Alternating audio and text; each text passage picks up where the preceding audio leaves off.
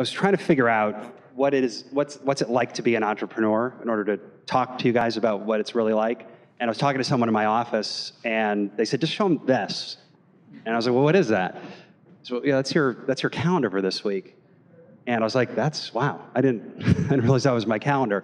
So, when you read, magazines, Inc. and these entrepreneur magazines, there's a lot of talk about kind of how glamorous it is to be an entrepreneur and how you get to do all these really cool things. The reality is a little bit more difficult than the excitement around being an entrepreneur. But as Chris said, I'm Evan Falchuk. I'm the president of Best Doctors. We provide a service that helps people make sure that they've got the right diagnosis and the right treatment. And we sell it as an employee benefit. We've been around for about 20 years and are now, when I started there, I started in 1999. We're about a $4 million company. Today we're past $100 million and are continuing to grow pretty fast. I've been through a lot of the struggles of being in a startup environment through being where we are now, and it's really quite interesting. But one of the things that struck me about being here is this idea that you can teach entrepreneurship. Now, I'm not saying you can't, but there are certain things that are they're part of who you are in your gut and your soul that turn you into an entrepreneur. That if you don't have it, well, you wouldn't be in this room if you didn't have it, okay? So, but it's part of who you are. So I think of my family, for example. My oldest daughter is 10, and when that terrible earthquake happened in Japan, her school raised a bunch of money to give to different charities over there in Japan. Well, she got home from school that day, and she called up a bunch of her friends, and they set up that day this lemonade stand outside of our house.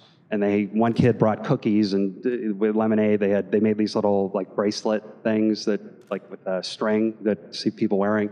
They raised something like $300 in one day. Made all these signs, help Japan. And they brought it into school the next day. I don't know where she got the idea to do such a crazy thing. I was blown away that she did it. I got home and my wife had all the pictures of it. I was like, holy. And where'd that come from? That's her. She has that in her. She'll probably be an entrepreneur one day. My father, who founded this business, Best Doctors, is a doctor, which is not always the most entrepreneurial career choice, but he always had that desire to build a business, and he wanted to create Best Doctors out of a desire to help as many people as possible make sure they were getting the right care, and he created that business.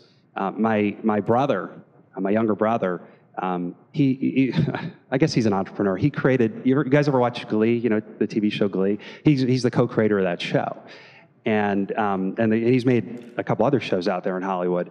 That's a pretty entrepreneurial thing to do. You're sort of dropping everything and saying, I'm going out and I'm going to make a show about song choirs in Ohio. Okay, right? But there's a certain level of craziness that goes with being a good entrepreneur. But for me, it actually even goes maybe further back from a family standpoint. And I think about the Eskimo Pie. You know what Eskimo pies are? Ice cream, right? It's like a giant Oreo cookie made out of ice cream, isn't it? No one knows? Eskimo Pie. So my grandfather, my father's father, grew up. He lived. He was about 12 years old, living in Russia, and had much of his family killed, literally in front of him. And he managed to escape. And he left Russia and he made his way across Europe. And he wanted to get into the United States, and he couldn't. They had restrictions on immigration at the time. And he ended up in Cuba. So here's this 12, 13-year-old kid alone in Cuba with no idea what to do. He slept on the beach. He ate coconuts that he could get from trees. He did odd jobs for people. One of the first things that he had was steady was actually in sugarcane fields selling Eskimo pies to sugarcane workers. And he said he would scream, Eskimo Pie, Eskimo Pie. It was the only English he knew, and that he could sell to these workers who were either Haitian or Jamaican immigrants at the time there. And he sort of worked his way through. He worked with a guy who started a department store, not a department store, a store selling knickknacks in Cuba. In his 20s, he left. He went down to Venezuela. He was told by someone, there's gold in the streets in Venezuela. You just pick it up. And he believed it. Good entrepreneur.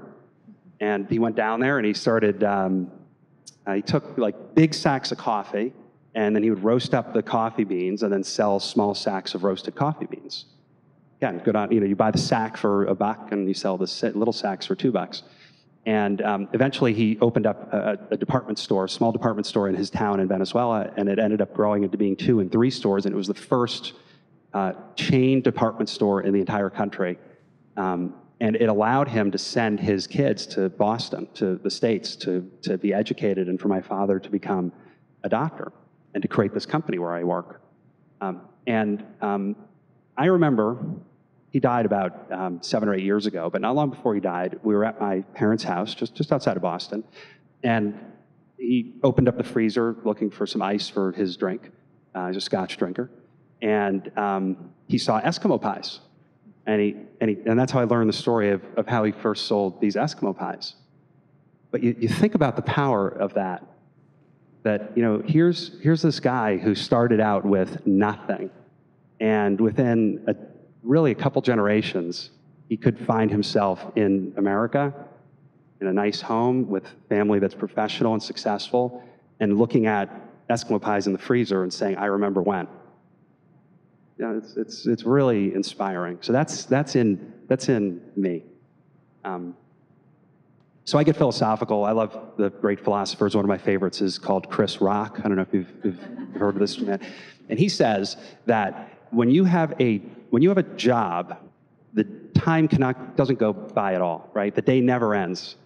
You're always saying, "Oh my gosh, I thought it was like lunchtime. It's only 10 a.m." But when you have a career, then there's not enough hours in the day.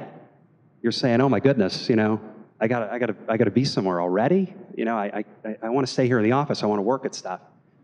So to be an entrepreneur, you have to have that love of what you're doing, that throw yourself into it to make it part of your being in order to be that success. So thank you. Thanks very much.